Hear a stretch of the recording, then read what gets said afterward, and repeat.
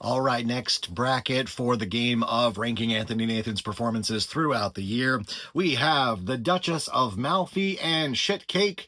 The Duchess of Malfi is written by John Webster. It was directed by James Mannon of Chaos Company Theater at that time. He's gone on to do other fantastic things, is the only reason I say it that way. So it was the last show that we did with Chaos Company Theater, and I believe I played Delio. I was still learning so much about Shakespeare that I've had those two combined in my mind. So I was learning other classics, and Mr. James Mannon had the foresight to bring other names into that realm. And so he brought Webster, and I remember thoroughly enjoying it. It's sort of a haunting, spooky piece. Deals with corruption, and it was really interesting. If you get the chance to read it, do it. Met one of my best friends during that show, and was able to work with them later on downstream on Jack Kessler's Popsy, and it was really wonderful. So we'll talk about that again later. I was learning as we go along with that, but the ramping up process was awesome, not only as a character, but also it was the last show we did for Chaos.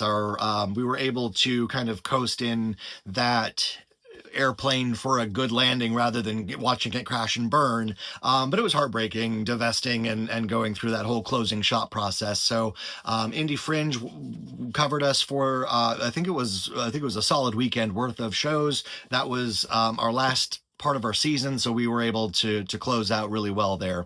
So that was a huge learning curve and experience for me personally. And then Shit Cake is it was a Fringe Festival play, so it's not a one act, but it's within an hour. And it was written by Marcia Epic Harris. It's an original, and it's been picked up for the monologues that she wrote with it. So it's getting its due respect, and I love it. I love to see when things go past what I have to do with them. So that's really wonderful. We just did that show at the Indie Fringe this past 2024 here. So that's really great. With this one, I got to go with the Duchess of Malfi for that one, because it was harrowing in all the best possible ways. And I am proud that I came through with everything that we had to deal with that show. So the performance that was stacked on top of that is something I would stand by. So anyway, for this bracket, Duchess of Malfi.